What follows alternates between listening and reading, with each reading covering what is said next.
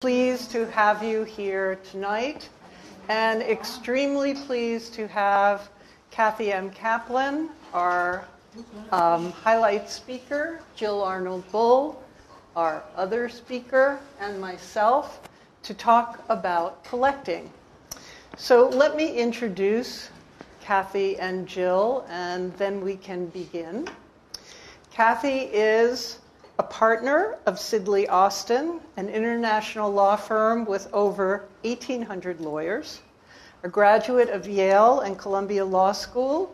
Her practice is focused on a broad range of structured finance transactions, including cross-border, asset, and mortgage-backed financing. She also represents collectors, artists, galleries, corporations, and museums in a wide range of art-related transactions.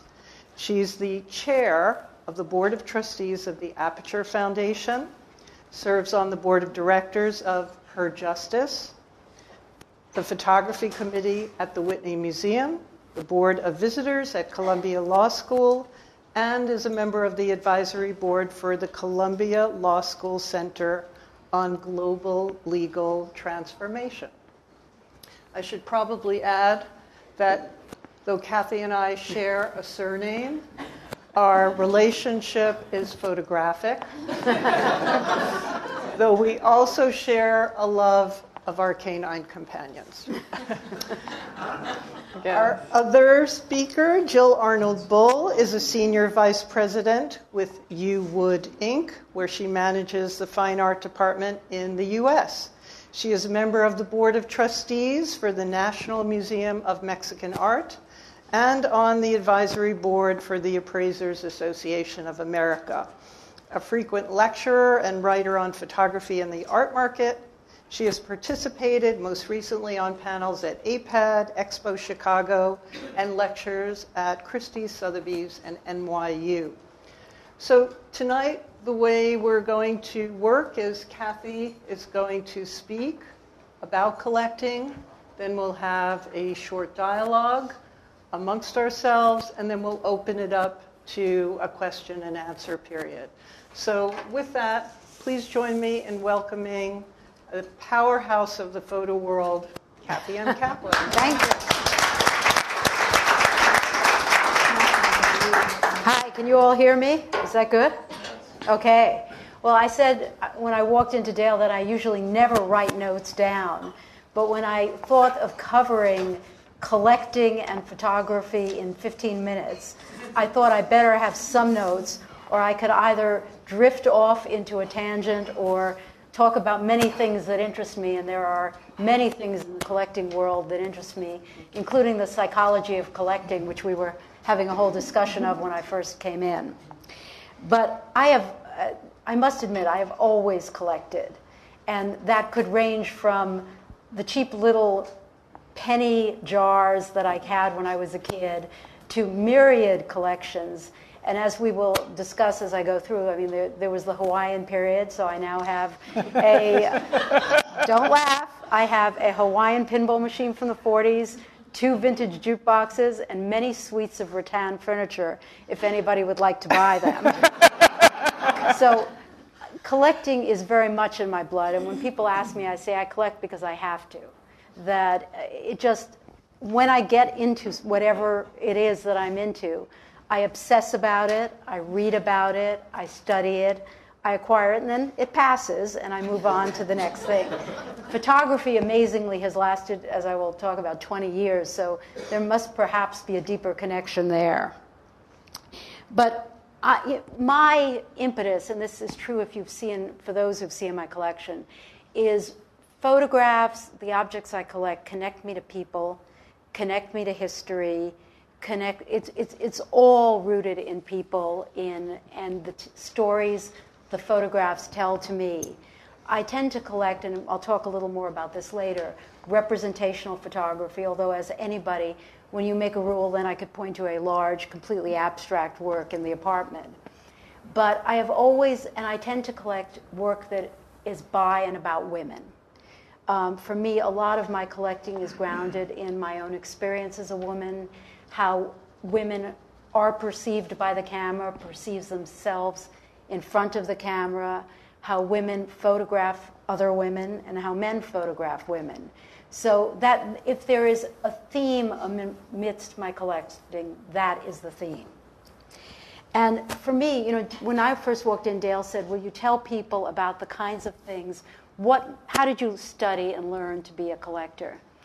And I think part of it with me is very much instinctual. I grew up in New York City. I grew up going to art museums, studying art in a high school that was very visually arts oriented. I did, in my younger days, I took drawing classes, art classes at SVA, at FIT, at Parsons. I did a curatorial internship at the Metropolitan Museum. I did a minor in art history at college. So art, understanding of art, the language of art and visual things is very much in my blood.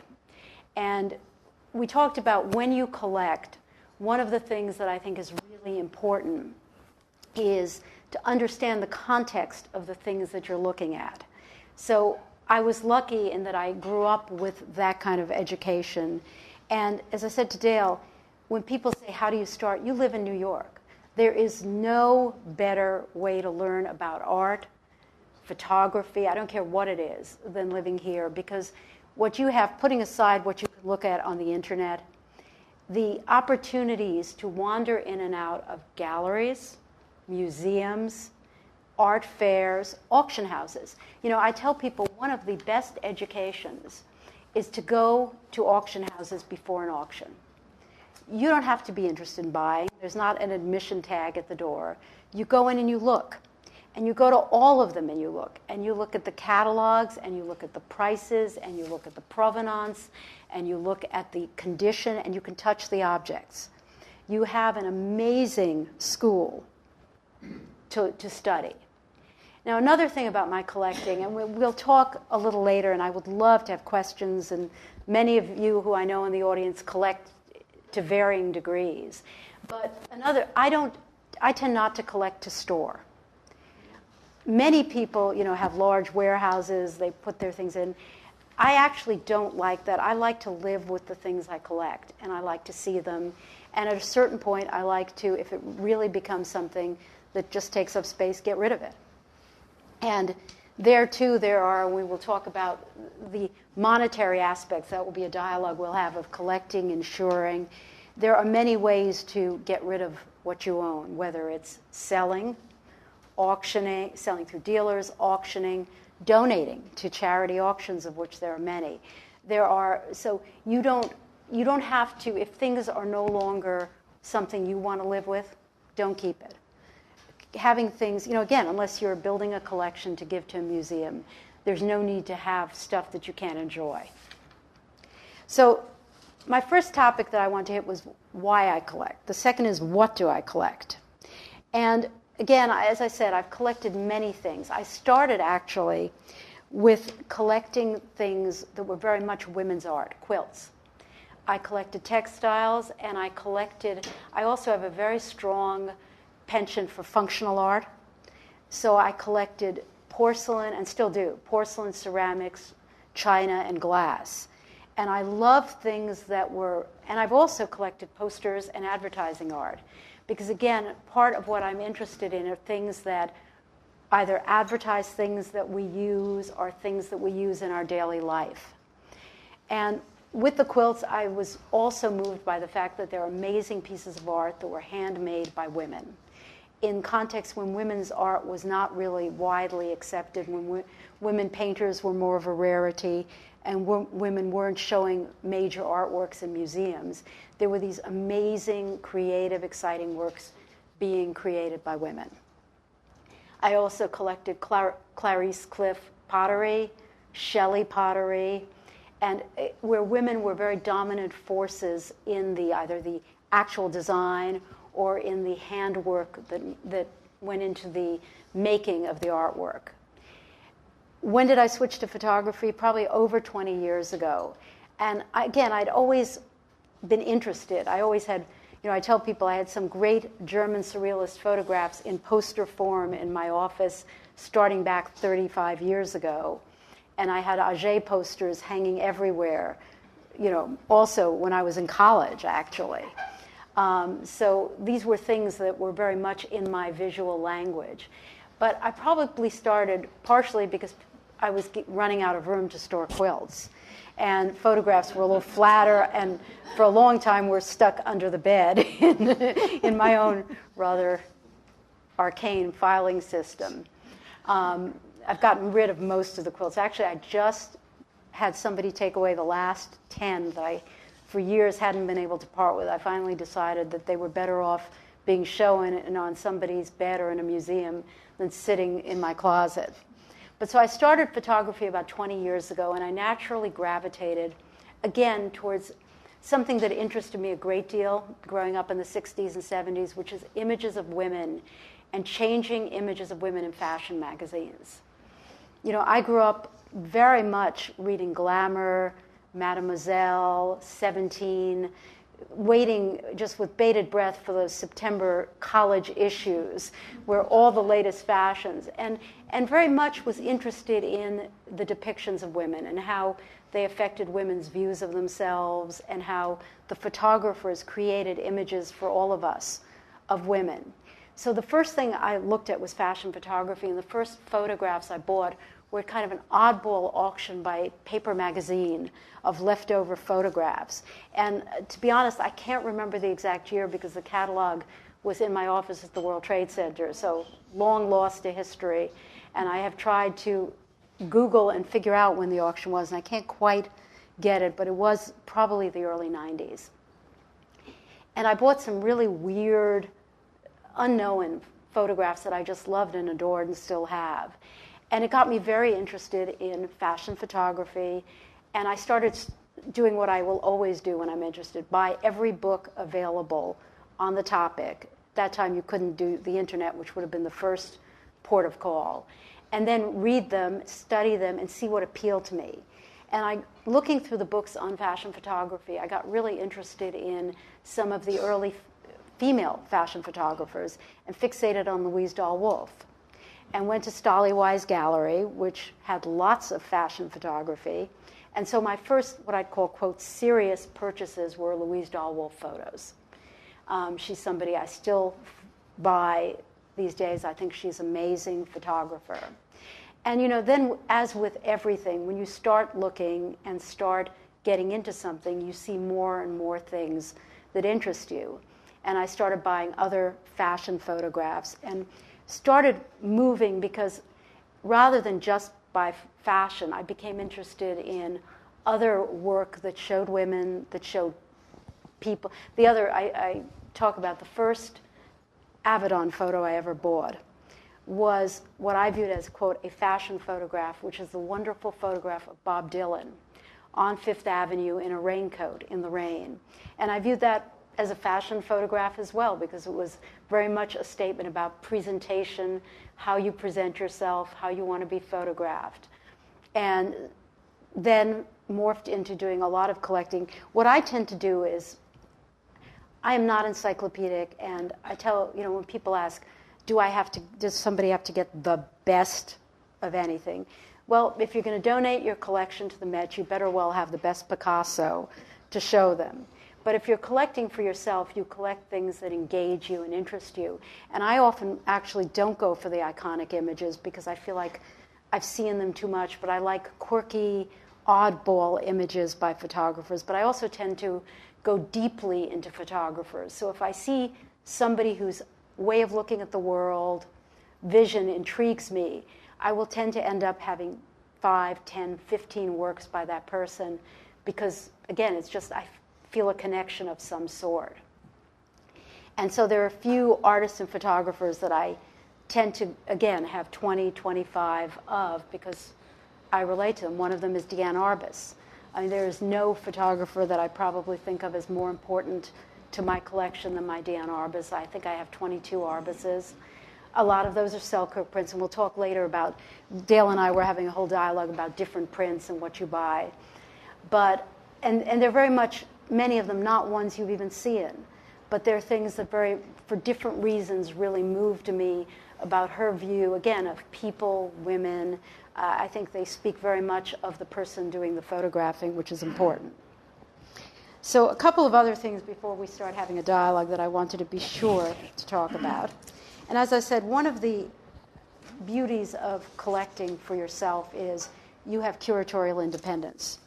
You can pick, and that's really key. You're buying things that you like. When we were talking before, is how do you decide how much to spend, what to buy, where to jump in. Many of these are personal decisions that are going to be dictated by what you have to spend. I think that they're amazing, particularly photography, which one of the dialogues we're going to have is how complicated it is to buy because of the multiplicity of images, the different kind of editions, printing, et cetera, et cetera. But there are also amazing, great work available for not a lot of money. And, as chair of the board of Aperture, I'll put in a plug for Aperture and like organizations. We're a membership organization. It publishes a magazine, books, but at Aperture we have an amazing program of lectures, talks by photographers. You can come, you can listen, you can see. Aperture, Blind Spot, Lightworks all do editioned prints by contemporary photographers that are really reasonable price points because they're done specially as fundraising for these institutions. And I tell people, if you don't know where you want to jump in, go look. This is a great way to get a great print for $500, $1,000, and that is trading a evening out and some Broadway tickets for something on your wall. The kind of work that needs to go in if you're trading the down payment on a co-op for a photograph, completely different and completely different considerations. And I tell people, for many things, a spontaneous purchase is fine. If you are spending what for you is a significant amount of money, I think you really should study and see what's available and what options you have at that price point. And, we were talking again about how do you study. And that just goes back to all the things I was saying at the beginning. There are so many. Walk around the room tonight.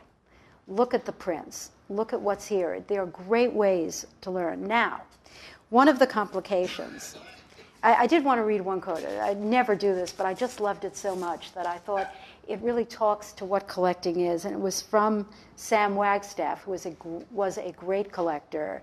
Some people view him as one of the founders of the modern market in terms of the prices he paid, perhaps. But he was Robert Mapplethorpe's lover. He was a great curator of paintings, many things before he moved to photography. And his photography collection, when bought by the Getty, formed one of the bases of the Gettys. But in the introduction to his book, A Book of Photographs, he said, "This book is about pleasure, the pleasure of looking and the pleasure of seeing, like watching people dancing through an open window.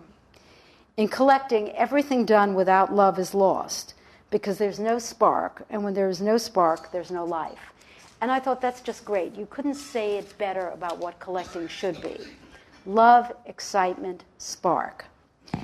And now that being said, we'll get into some of the details of when you love something, how you buy it, because with photography, people get suddenly very, very put off because of the idea of, editions and what am I buying? What is the real print? What is not the real print? And we were having this discussion. There are some collectors, particularly ones who are building museum collections, that will only buy what they view as, and I put it in quotes, the vintage print, or the print that is closest to the intention of the photographer, that was made almost contemporaneously, and again, this is a vintage term, with the negative for the print. I think that is, for certain types of collections, a valid operating principle. I actually mostly don't care. I am very image-driven, and I think it's also a very complicated thing when it comes to certain photographers who some didn't print their own work. They printed, sat around a while. You know, a lot of the discussion around the Gary Winogrand exhibit at the Met was about the selection of prints that he had never printed.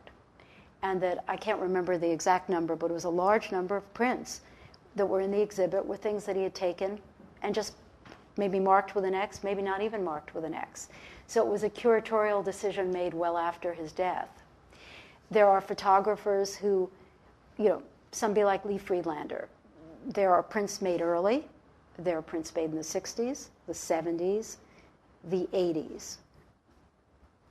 He makes them. Is that a different print? Is that the same print? Which is the original print?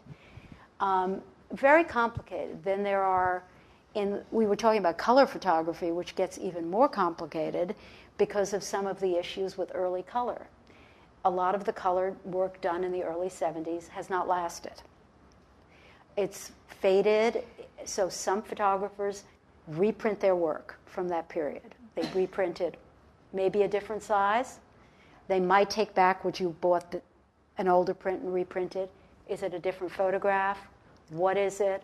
What is the value of that compared to the photograph that's now faded that was made in the 70s? You know, we could talk specifics. A famous example is Stephen Shore work. We bought, I do the art buying or with a consultant and with somebody else for my law firm in New York. We bought a wonderful, very well-known Stephen Shore portfolio that he did for the Metropolitan Museum in the early 70s when he had a one-man show. And we framed it, all the UV plexi. The minute you took it out of the box, it started to fade. And it now looks almost like a cloud, like a ghostly print. And in fact, to be honest, I had bought one of the portfolios and I sold it. I never took it out of the box because I was so terrified of what it would look like that when I found somebody willing to pay me multiples of what I had paid for it, I eagerly sold it because I was afraid. I felt like I was a custodian of something that there was no way I could preserve. So some of the prints are now made in large color editions, which are edition work. The whole question of editions. You know, there was some great, you know, quotes from collectors where you'll buy something in a 14 by 11 size, and it's a limited edition of 10. Suddenly there'll be ones in 20 by 16, another same print, same image, an edition of 15. Does that change the value? What's the original? Again, very complex questions in photography. So with that, I'd like to hear some of Dale's thoughts on some of that, and we can go back to more questions and books and other things. That was fantastic.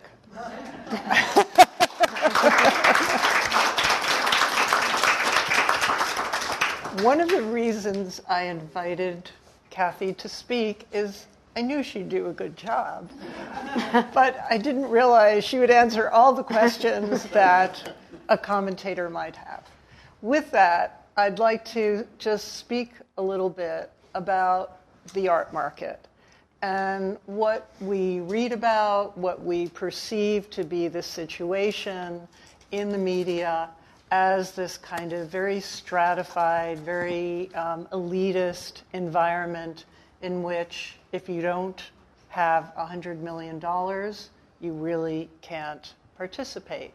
And I think one of the beauties of Kathy's talk is articulating the ways in which photography really counters that attitude.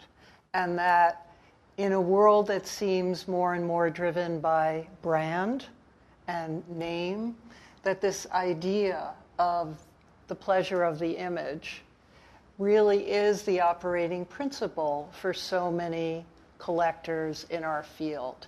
Not that they're not cognizant of the backstory, what constituted a photographer's choices, what life decisions they may have made, but this idea of the image really overrides and becomes the thread that is the world of photography, especially today in a world where everything is ephemeral.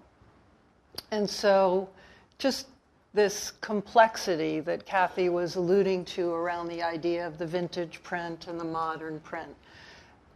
Her MO is to not be as interested in having a collection that's strictly vintage, which to me makes a lot of sense. But why don't we talk a little bit about these different structures? Because to be a collector seems to me to be about having an organizing principle and to have an approach. And so I'd like to know a little bit more about the way you look at material and how you might look at a vintage print and then decide the modern print is for you. That really, it's driven by two things. I love vintage prints actually where they really do feel like handled objects. So, for example, I have an Avedon that was actually, one of the ones that was used in the magazine with the creases and the markings from Harper's Bazaar. And I love it because it's a historical object. One of my Arbuses is a very early vintage print handled by Arbus, and you can tell. And her daughter said it was handled, came, and I love it because it's, again, has that. For other things, and part of it becomes price driven. Unless you have unlimited budget, you can't afford unlimited vintage prints, or at least I can't. So I will make a decision. There are some things that, again, because of the object nature of them, I want to have the vintage print. For a lot of things, I want to have the image. I'll use an example. One of my most recent little subcategories is collecting pictures of dogs, women and dogs.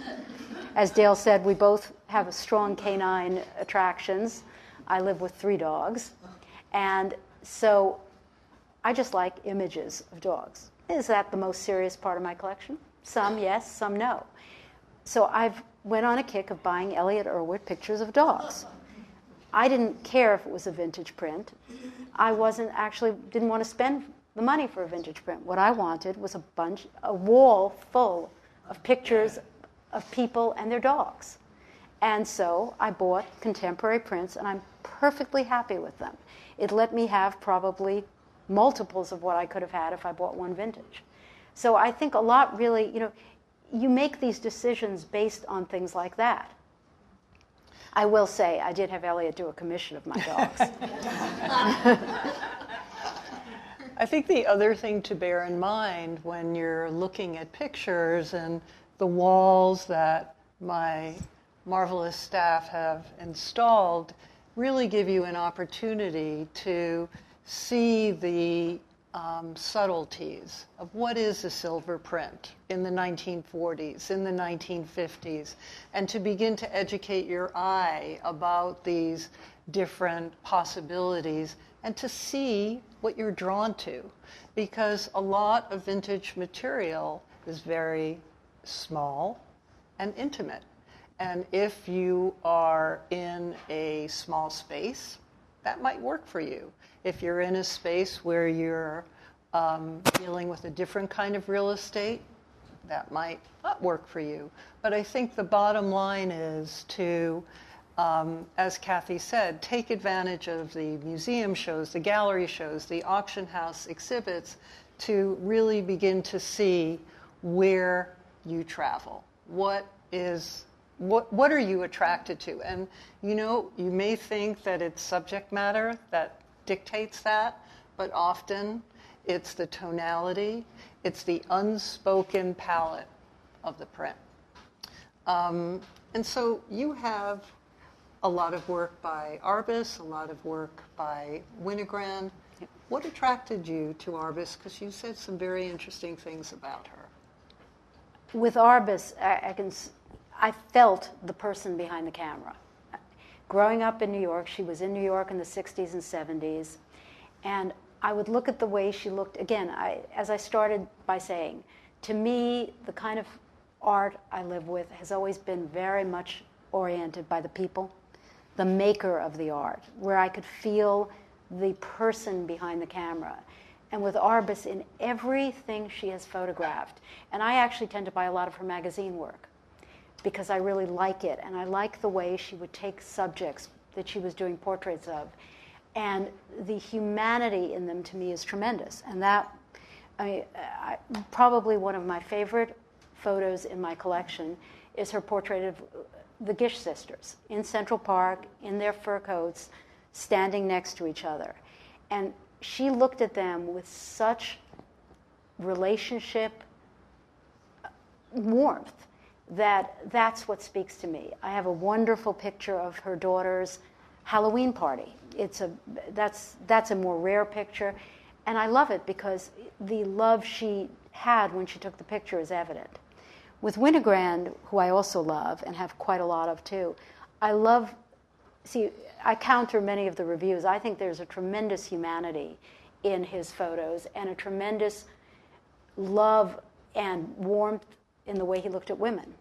And I'm fascinated. I've tried to mostly focus on the work that's from Women Are Beautiful. And I love a lot of those photos. I love the casualness. I love the women in conversation, particularly the women relating to each other, whether it's the women on the park bench at the World's Fair, two women speaking to each other at a bar, or some of the wonderful El Morocco photos where there are people talking to each other. So on the topic of women, one of the things that interested me in listening to you talk about the different areas, subcategories of collections that you have, is how women's work has always been collected, textiles, quilts, ceramics. But why aren't there many women collectors? And so, Jill, as someone from the other arm of our industry, do you want to talk about that and what your observations and theories might be? Because it seems like a subject that we need to touch on.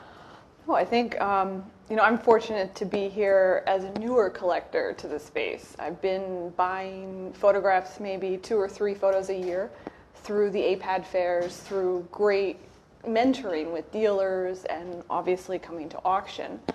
I think, when we focus on where do we spend our money, for me, and I think for all of us up here, it's about our passion. And we have an emotional reaction to the photography. I think for us, it's been about places we've gone, memories we have. We also have a lot of women photographers and women as subject matter in what we buy. And I think women look at the price points that of female artists and they say, why is it just Cindy Sherman that sticks out? I mean, why is this body of work not recognized at that price point in painting and photography and sculpture, not just in the photo market? But it's obviously, dialogues like this, and as we build our visual inventory where we see and can participate in a more fuller scale. I think it's a complicated question. I think why there are not more women collectors, and I think there have been great women collectors, whether it's Electra Havemeyer-Webb and some of the Gertrude Stein and the Stein and her brother. So there have been, but it becomes very much tied up in women who are married, and the money comes through the marriage, and these are decisions made, who makes the decision. And particularly if you are collecting as a couple, the decisions become more, whatever couple you are, become more complicated because you have 2 people driving the vision. I think part of the problem was for many years, if collections were being formed for museums, museum boards were not populated by women, and curators were not women. So there are a lot, way too complicated for this talk, but I do think it has been an issue. I think it's a topic very worthy of a lot of looking at. How, the women's eye in collecting, does it differ? Has it driven formation of collections? What type of collections? What type of giving? Well, we know Linda Naucklin's famous line, her article, "Why Are There No Great Women Artists?" which I've paraphrased in some way. And for a long time, there was this sense of where are the women collectors? But just as the tide has risen for women artists, we're seeing a sea change as well in the profile of collectors. And for those of you who were lucky enough to participate in the symposium as spectators a couple of weekends ago at the Frick, Denise Bethel, who was a presenter, told me that she had wandered into the Frick's bookstore about a year ago and picked up a book that was titled Great Women Art Collectors of the 19th Century. And she was fascinated and thought, who published this book? And it was the Frick. So the Frick has a center of collecting. They had their first photography symposium about 2 weeks ago. The proceedings will be accessible online. And I think that, to Kathy's point, this is an ongoing discussion. Perhaps we want to talk a little bit about insurance and the idea of how to protect collections. Sure. I mean, I think, we see this all the time with collectors. You have this bug, this passion, and then what do you do with it? I mean, you need to kind of formulate a plan, and you're building that visual inventory. But it all really starts with a list, and that inventory kind of gives you a path for insurance and also for inheritance and for donations. And I think we've certainly addressed that not all insurance policies are the same, not all insurance companies are the same, and certainly not all insurance brokers are the same. So when we talk about stewardship and collection for the longevity, there are so many different resources: the appraisers, the auction house, the conservators, packers and shippers. So you definitely want to have a plan and a formula designed to take care of that collection, much more from just getting it from the dealer's gallery to your home. And I think for collectors, the one thing is that they think, and I'm sure you can all agree, it all stops sometimes with the check. And it's really where it all starts. Because it's how do we hang it, and how do we take care of it, and how do we ship it and put it on exhibition, and all these other things, especially with contemporary art. Do you want to talk a little bit about your approach? Yes, well, Denise, when we were talking before, Dale said, do you insure? And I say, yes, I insure everything. I over-insure. But part of my feeling about a lot of things is, I spend money that is important to me on the artwork. And if the neighbor's apartment leaks when they're doing their renovations, life happens, and I'll be upset, but I don't want to go into trauma that, oh my God, there goes the dog's inheritance or something. And so, God forbid. But so I do that. And as a lawyer, when I represent clients who are buying artwork, I am very careful one of the big negotiations at any point in time is, how is the work insured? How is it protected? How is it handled? How is it shipped? When it's loaned to a museum, how is that handled? Mm-hmm. So, obviously, the rather list-oriented lawyer in me is very concerned about all these things. Okay. So with that, questions? I'd like to open it up to questions. We do need to get the mic to you, so please don't start speaking until you have the microphone. Yes? How important is, I know you don't collect all vintage photos, but are they all signed somewhere by the artist? That's a good question. Very good The question. answer is no. You should. I'll give you the beginning answer, and then Dale can pick up. Photographs should be signed. When you're buying a contemporary work, they better be signed. When you're buying a vintage work, not everybody signed their work. Gary Winogrand, a really good example. There's plenty of work that is estate stamped. Now, and I'm going to make a distinction here. There is work that was printed in the photographer's lifetime that somebody who knows the photographer, whether it's in Ralph Eugene Meachard, the family, will say, put a stamp on it, or Dune Arbus. This was made in 1960s by my mother, stamp. So it was a contemporaneous print that just happened to not be signed.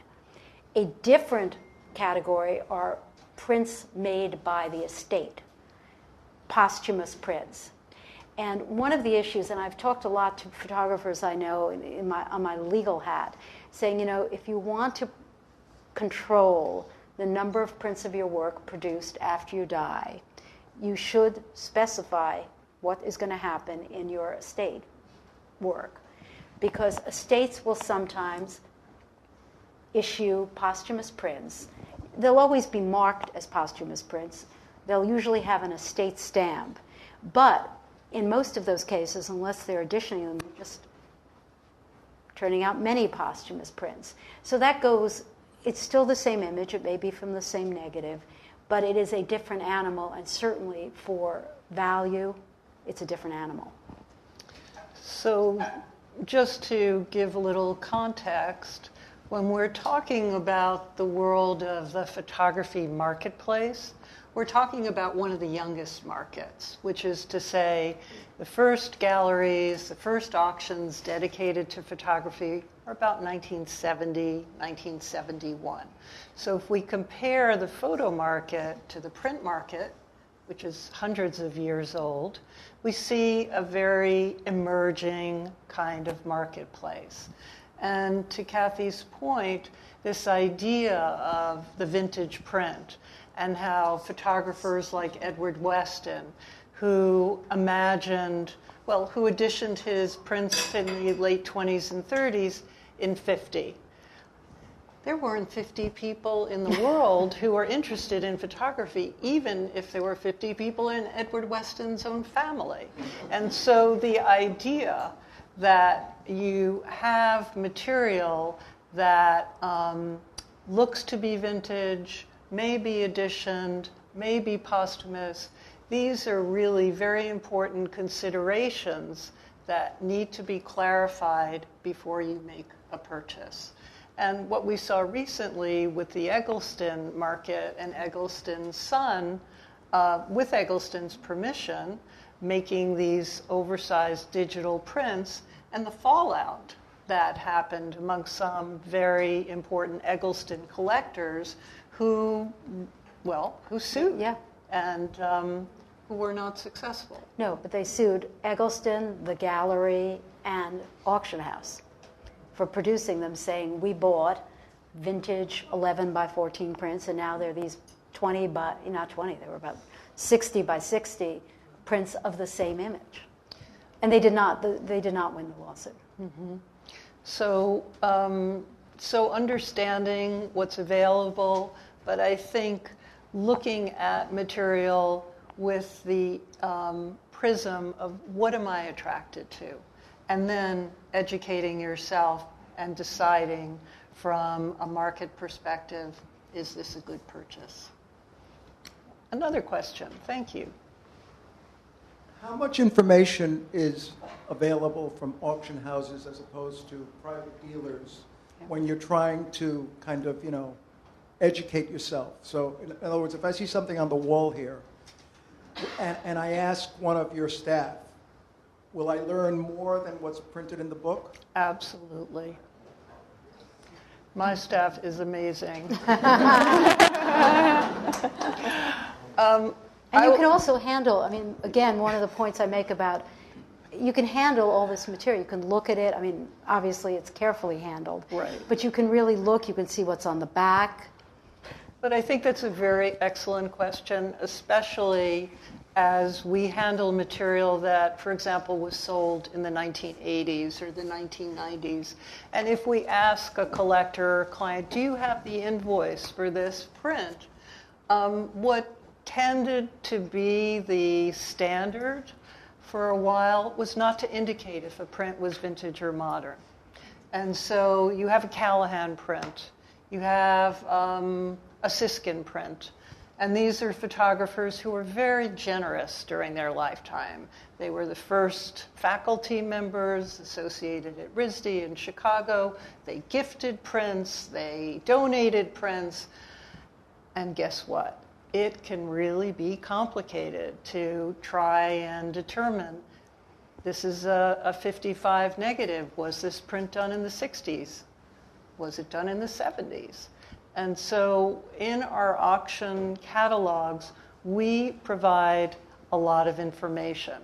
If we learn something additional after the catalog has gone to press, we then post that information on our website. If we've made an error, we have what we call an errata sheet. We are very avid learners. We take the opportunity to study and provide as much information as possible. And so auctions are, at least it's one about transparency. How about someone else? Good question. Someone in the front.